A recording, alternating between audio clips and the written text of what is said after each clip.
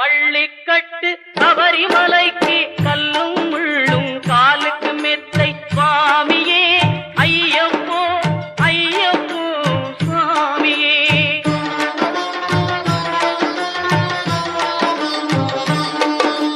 நெய்யபிஷேகம் சுவாமிக்கே கற்பூர தீபம் சுவாமிக்கே ஐயப்பன்மார்களும் கூறிக்கொண்டு ஐயனை நாடி சென்றிடுவார் சபரிமலைக்கு சென்றிடும்.